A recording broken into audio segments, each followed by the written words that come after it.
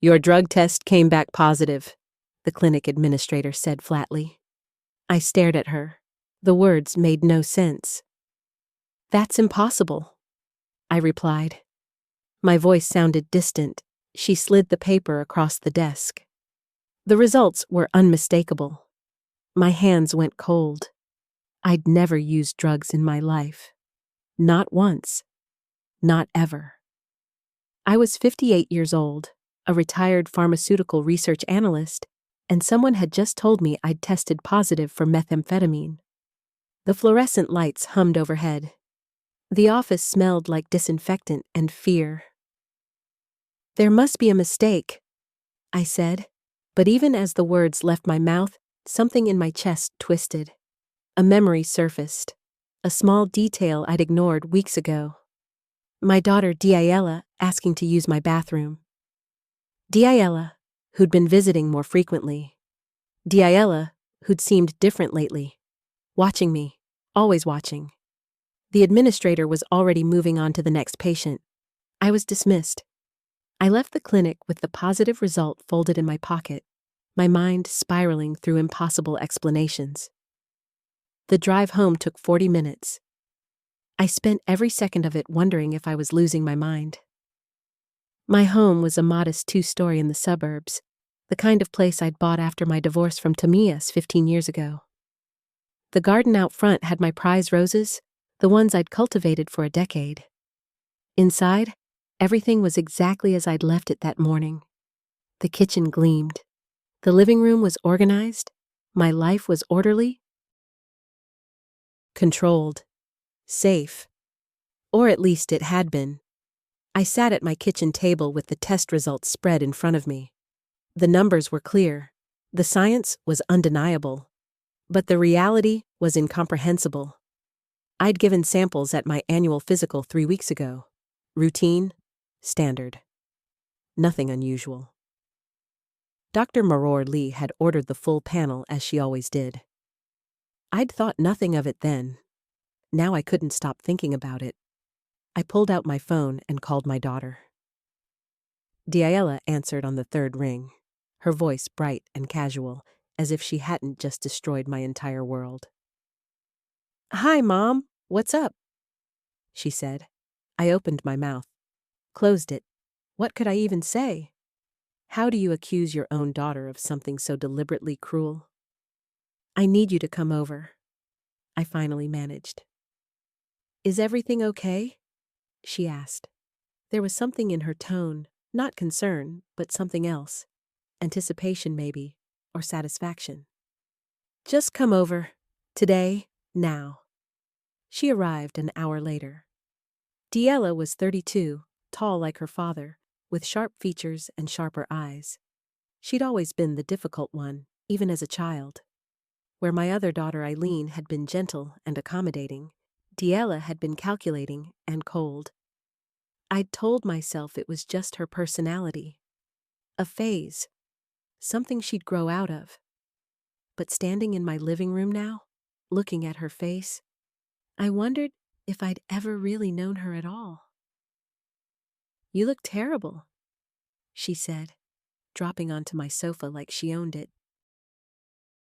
"What's wrong?" I handed her the test results. She took them slowly, reading the paper with an expression that didn't change. Not surprise, not shock, nothing. Just that same cool assessment she always wore. "This is strange," she said finally, handing the paper back. "You should get a retest." "I know what this is," I said. My voice was steady, but my insides were churning. "I want to know why." She stood up, walked to my kitchen window, looked out at the roses for a long moment. When she turned back to me, her expression had shifted into something harder.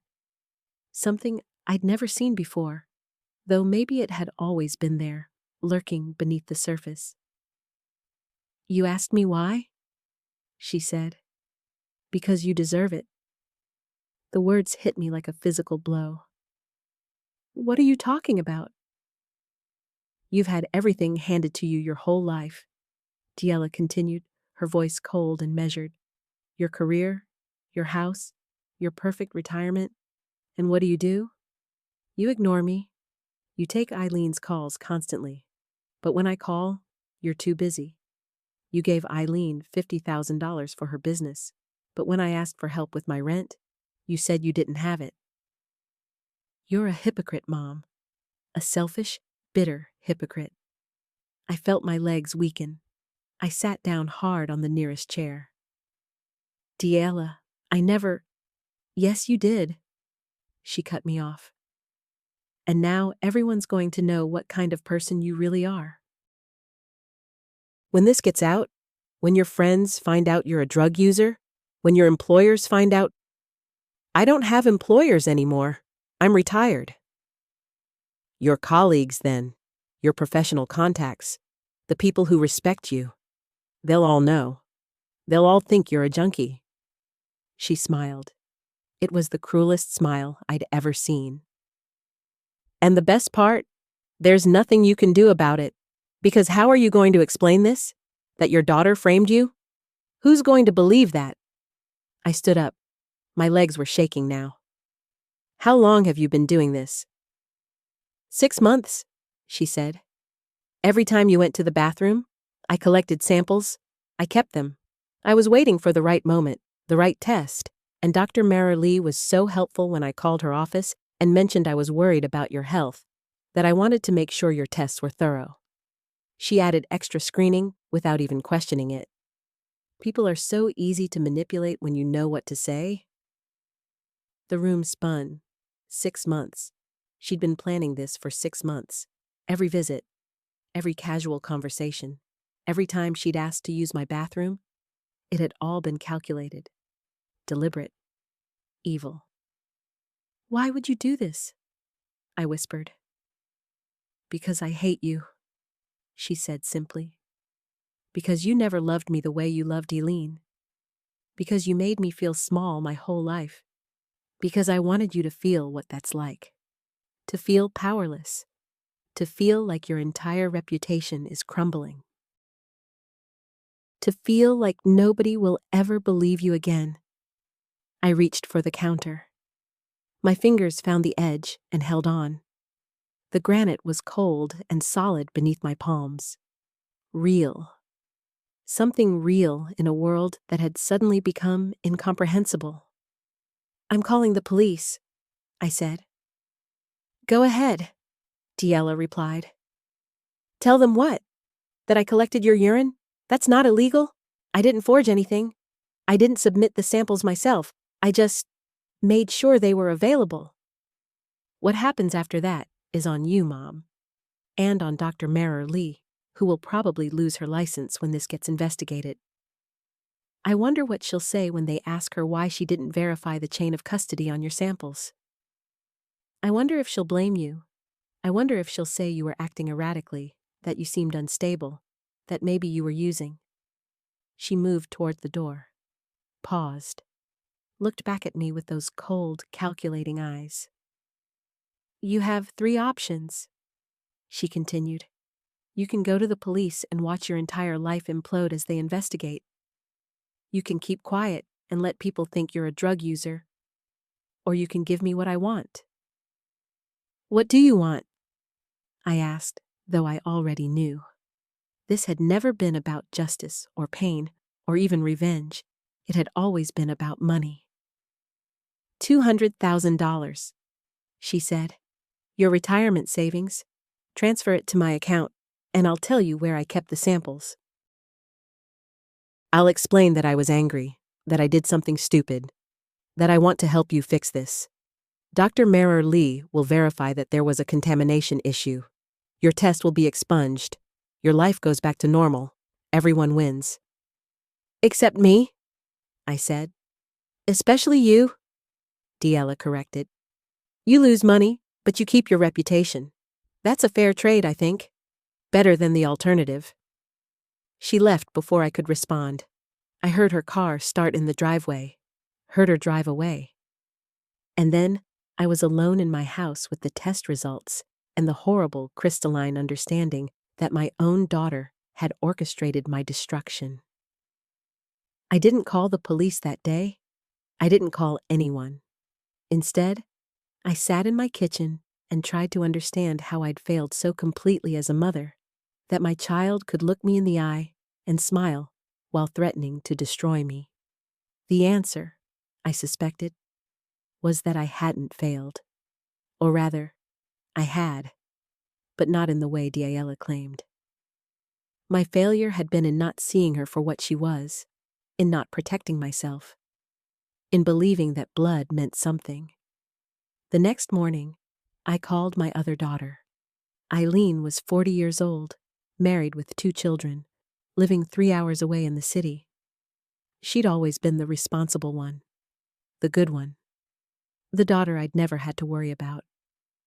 When she answered the phone, her voice was warm and familiar. "Mom, hi, everything okay?" she asked. "I need to tell you something," I said, and I did. I told her everything. About the positive test, about Diella's confession, about the blackmail, about the $200,000. There was a long silence on the other end of the line. "She what?" Eileen finally said. "She's been collecting my urine samples for 6 months. She contaminated my drug test. She's blackmailing me for money." "Oh my God," Eileen breathed. "Mom, you have to go to the police." "And tell them what? That my daughter is committing extortion? That I'm a victim? That everything I've built is now compromised?" I felt the bitterness in my voice. "No, I'm going to handle this differently." "How?" Eileen asked. "I don't know yet," I admitted, "but I'm not giving her the money, and I'm not letting her win." I spent the next week researching. I called Dr. Meror Lee and requested all documentation related to my test. I reviewed the chain of custody procedures. I looked into what it would take to prove contamination.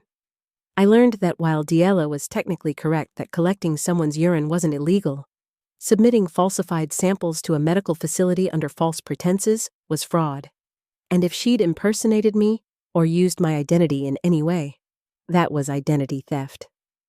I also hired a private investigator. His name was Gaver Lee, and he came recommended by a colleague of my ex-husband's.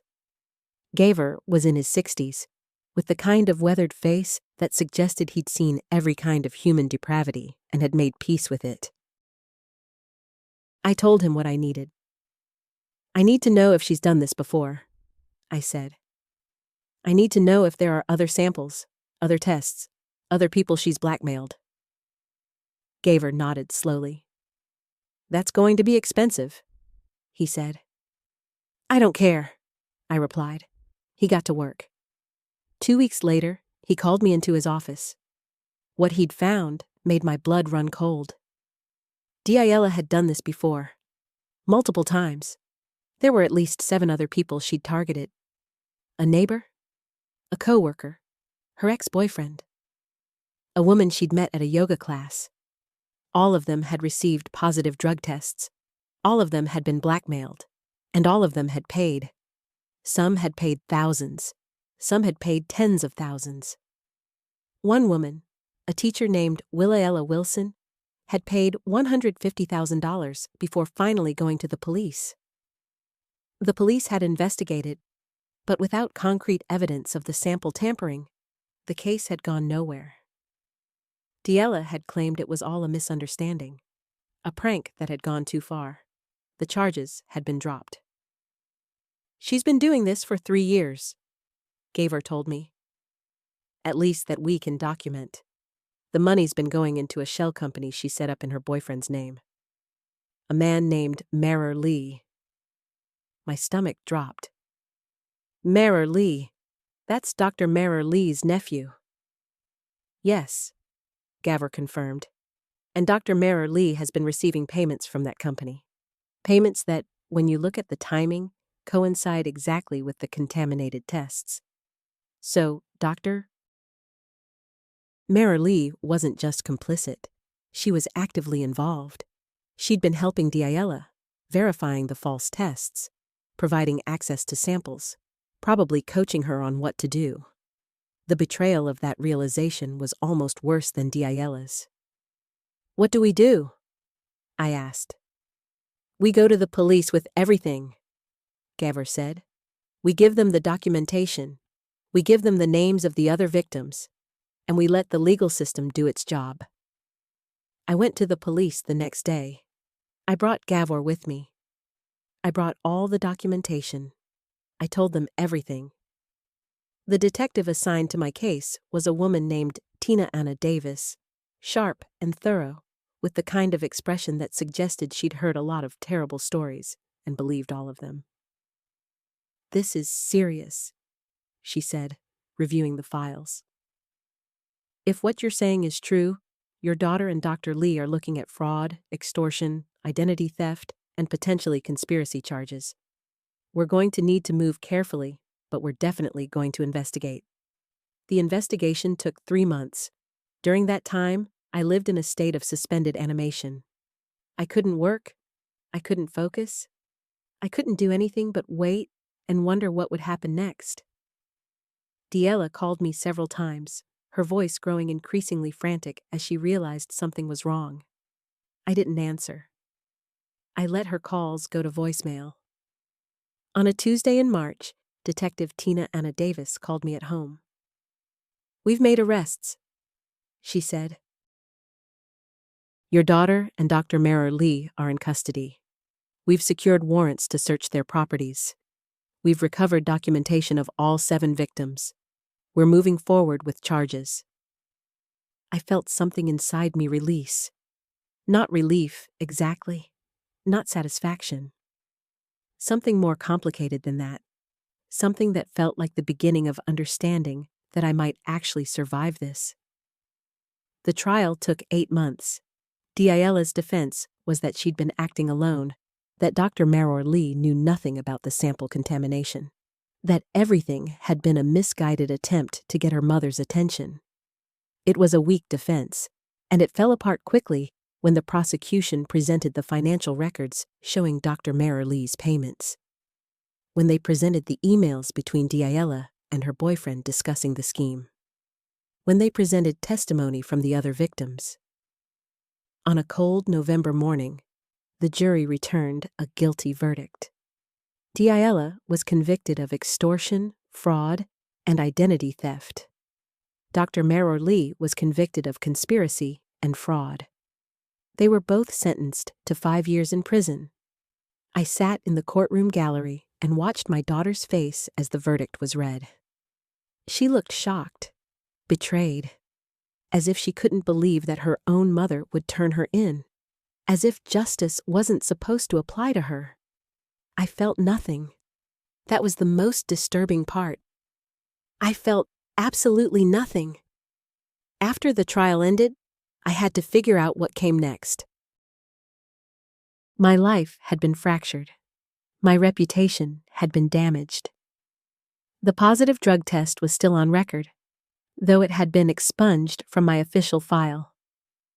People in my professional circles knew what had happened. Some of them had been sympathetic. Others had been distant. A few had simply disappeared from my life entirely, unwilling to associate with someone so publicly entangled in scandal. I moved. I couldn't stay in the house anymore. Too many memories. Too many ghosts. I found a small condo in a different town, 3 hours from where I'd lived before. I didn't tell many people where I was going. Just Eileen. Just a few close friends. Just the people I could trust, which turned out to be a very small group. Eileen helped me pack. She drove over on a Saturday, and we spent the day going through boxes and memories. When we found the photo album from when Diela was a child, I almost threw it away. Almost destroyed every image of her smiling face, every memory of a time when I'd believed she was capable of love. But I didn't. I packed it away carefully. Not because I forgave her, not because I thought we might reconcile someday, but because erasing her wouldn't erase what had happened. And I needed to remember. I needed to understand. Why do you think she did it? Eileen asked as we loaded boxes into the moving truck. Because she hated me, I said simply. And because she could. That's not a real answer, Eileen replied. No, I agreed. But it's the only one I have. I settled into my new condo in April. The place was smaller than my old house, but it was clean and bright, and it was mine. No memories lived in these walls. No ghosts. I spent the first week just sitting in the living room, looking out at the unfamiliar street, trying to understand who I was now. I was a woman who'd been betrayed by her own child. A woman who'd had to turn her daughter over to the criminal justice system. A woman whose reputation had been tainted by an accusation that was technically false, but had still done damage. A woman who'd learned that love wasn't enough, that blood didn't mean loyalty, that the people closest to you could be your greatest threat.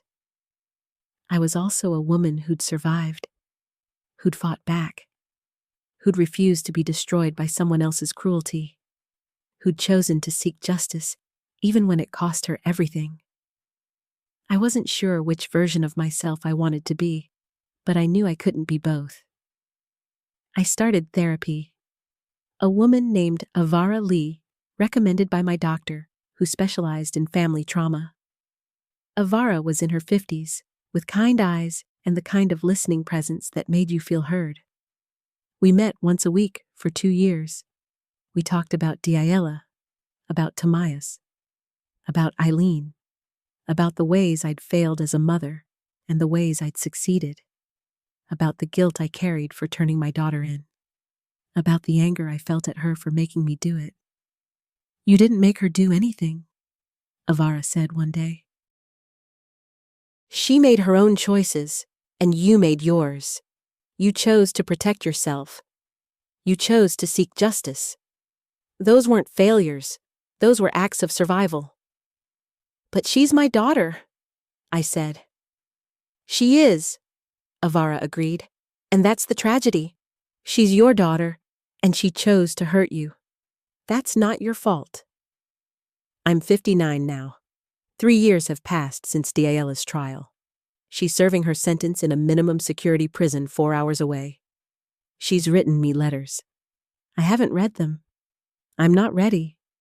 Maybe I never will be. Eileen visits me every other month. We've grown closer, though there's a sadness between us now that wasn't there before. We both carry the weight of what happened.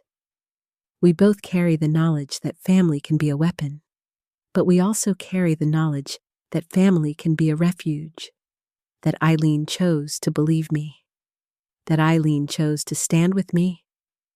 That matters. I've returned to some of my professional work, consulting on pharmaceutical research for a few companies. It's not the same as it was before, but it's enough. People still trust me. Not everyone, but enough. My reputation has recovered, though it will never be what it was. There's always a shadow now, always a question mark. I've learned to live with that. The drug test is still in a file somewhere. The positive result, the evidence of contamination, the proof of what my daughter did. I don't think about it as often now. Some days I forget it happened at all. Other days, I remember it vividly. I remember the way Diayela smiled when she told me what she'd done. I remember the cold calculation in her eyes. I remember the moment I understood that I didn't know her at all. What I've learned is that you can't protect yourself from the people you love. You can only protect yourself from the people you trust. And sometimes those are the same people. Sometimes they're not. Sometimes you have to choose between loving someone and protecting yourself. And when that choice comes, you have to be willing to make it, even if it destroys you in the process. I made that choice. I chose myself. I chose justice. I chose to survive, and I'd make that choice again, even knowing everything it would cost me. If you've been betrayed by someone you love, if you're struggling with the aftermath of that betrayal, please know that you're not alone. And please know that seeking help, seeking justice, seeking truth, those aren't acts of cruelty. They're acts of courage. If you want more stories like this, stick around.